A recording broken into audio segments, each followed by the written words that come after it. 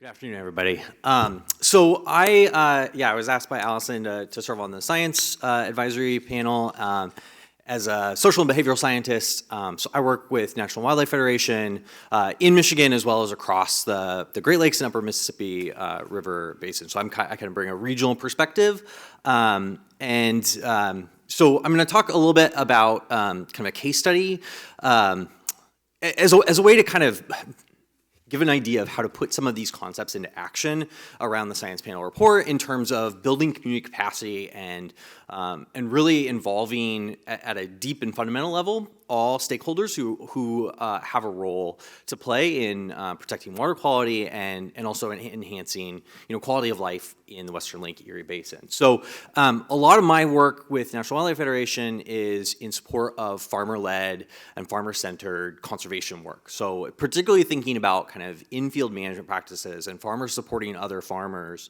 when it comes to implementing and sustaining use of the kinds of soil health or regenerative practices that we've heard so much about today.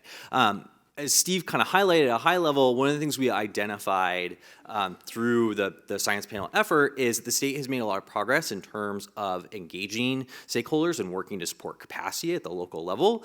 One of the things we identified is a future opportunity to increase that work is to really kind of dig into supporting, again, farmer-led local outreach, right? And really engaging farmers is a key part of the solution and the process here, because they're not only, in many ways the target of programming and support, but they also have a lot to gain. And I think Dr. Boring talked a lot about that at lunch, right? In terms of thinking broadly about sustainable outcomes and ensuring that that it's not just about enrolling farmers in a program, it's really about equipping them at an individual level as well as a community level to achieve sustainable success. Right, so as we think about talking about capacity and the role of community and farmers in particular and other rural stakeholders, I wanted to offer, like I said, an example of what that might look like in action. And I think Wisconsin offers an interesting example. This isn't to say that Wisconsin's model is exactly the right model for Michigan, but I think sometimes when we talk about sort of farmer engagement or community engagement, it can seem a little fuzzy sometimes. So I guess the first thing I want to note is that there's a robust literature out there from kind of a social and behavioral science perspective about what the barriers or what the motivations are for farmer or landowner adoption of conservation practices. One of the things that really comes out of that literature is the importance of community, right? And this idea of farmer networks, right? So and farmer networks take a variety of forms. So there's not like one type of thing we're talking about here, and I'm going to offer some kind of examples of that kind of variation. But it's really important to recognize that farmers are not necessarily solely individual rational actors, that they operate in a community, and that is not just a community of farmers, but it might be other forms of community and other identities as well. Farmer networks in particular play an important role in multiple ways, both as a source of information and technical support, right? Farmers go to other farmers about what's worked in their farming system. It could be a form of innovation and information sharing, so collective learning to advance and apply systems or a systems approach at a local level.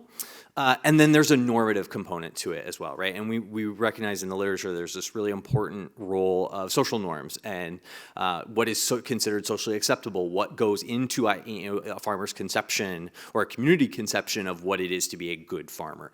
And so these farmer networks are really important for both that informational component, the innovation component, as well as the normative component. So again, this is, and we recognize that there's sort of farmer network or farmer community level work going on across Western Lake Erie.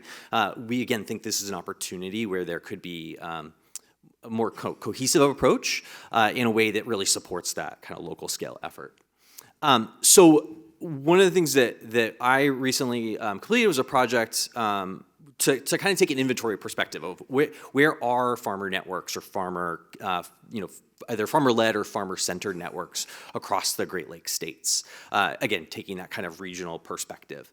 If we're going to seek to help support these local organizations and identify, what's working or where more support might be needed, we first need to know where they're at and what their needs are. So we did this sort of inventory process. I'm going to share a few highlights from this, but this is really just a bridge to identify why Wisconsin stands out. So we identified something like 130 different farmer networks across the region. There's some variation kind of from state to state, with Wisconsin being sort of the clear outlier in terms of number of identifiable networks. There's a lot of nuance in terms of how we define networks and how you identify where a network is. The full report is available on our website, and I'll share that at the end. But again, this is just to highlight that Wisconsin really stands out because of a state-level program that supports farmer-led watershed efforts across the state, and I'm going to talk more about this. So sorry to throw out another acronym here, but so the state ag department is called this Department of Ag, Trade, and Consumer Protection, or DATCP for short. So I'll just use that. So here are some high-level kind of takeaways from our network inventory. So this is kind of a lot of data here, but some of the big standouts here are that conservation professionals and people involved in conservation efforts strongly believe that farmer networks are an important component of achieving success in conservation. Again, farmer networks take a variety of forms. So we look not only at organizations or groups that were specifically farmer-led, but also I use the term farmer-centered, right? So these might be organizations or groups that are run by local conservation districts or university extension, but that are, have a high level of farmer involvement and are primarily focused on supporting farmer efforts, as well as organizations run by government agencies, right? So this is another kind of component of the science report is recognizing, again, that need for what we've heard so much about today, supporting boots on the ground efforts. And just as a takeaway here, I think it's not enough to just, fund positions, but we really need to support those on the ground staff with all the skills and capabilities and professional development opportunities that they can to help support both the community level efforts as well as build those trusting relationships are so key to advancing, not just participation and success in conservation programs, but success at that farm and field scale when it comes to conservation. Networks get funding from a variety of sources. They typically get funding from more than just one source, and they have needs in a variety of areas, including financial resources, but as well, outreach and communications training, leadership development, things like that. So again, that idea that capacity is more than just dollars. There are other components that we need to be considering as well. So, okay, a little bit more about the DATCP program. So this program has existed since 2016. It funds farmer-led watershed protection efforts. So the focus of the state program is on achieving water quality outcomes, and I'll share some of their impact data that they've collected through this program. But it supports any group can apply that has 5 or more local farmers working in partnership with a conservation organization. This is the most recent map. So in 2023, they funded 43 different groups across the state. As you can see, it's fairly distributed across the state.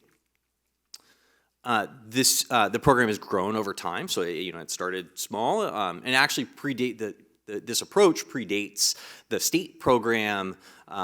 It was, I believe, founded in 2012 with a kind of a pilot program from University of Wisconsin Extension.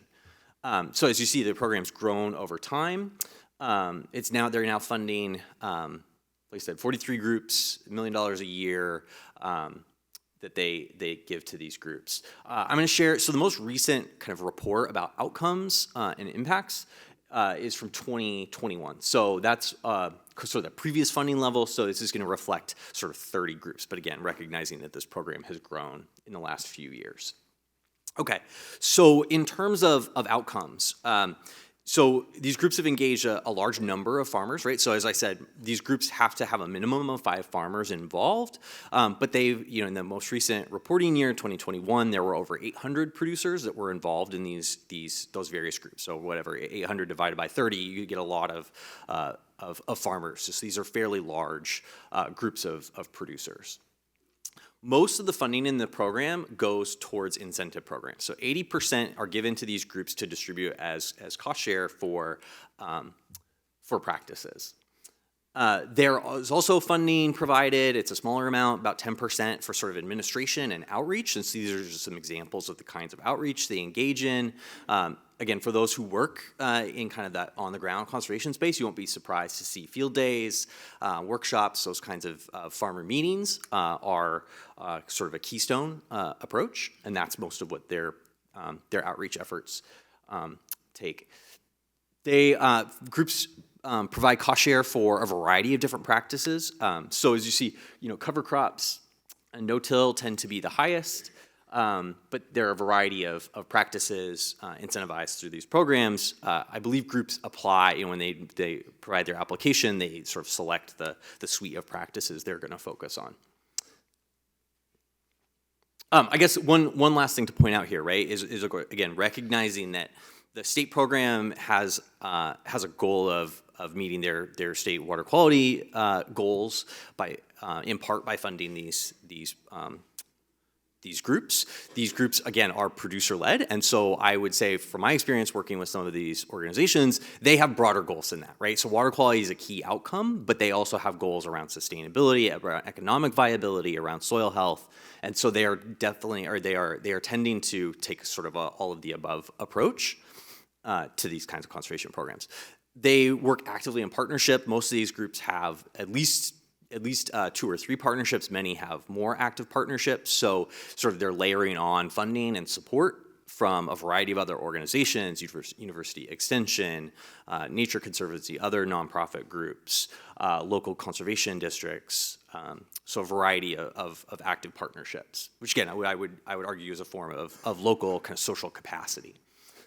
Okay, when it comes to impacts, so they, so as you see here, as the program grows, they're able to get more practices on the ground. As you'll see, when it comes to acres in practices, there's kind of a difference between what they're actually getting on the ground versus what their focus is, right? So if cover crops and no-till are the most funded practices, nutrient management here, soil testing tend to be sort of on the most acres.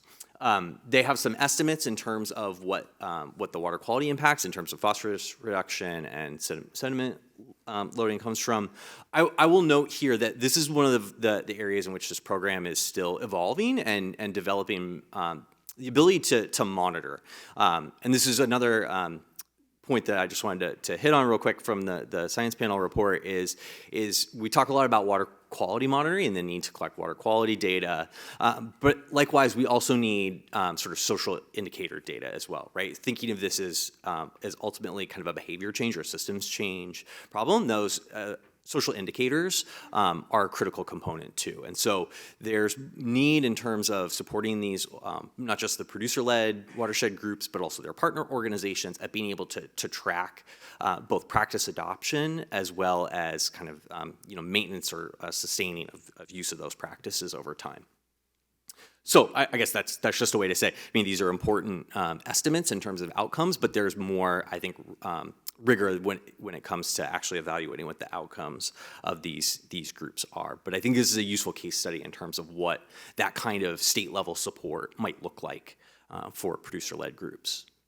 And with that, I'll put up my team's website so you can find more information about our that network inventory report at that site. So thank you.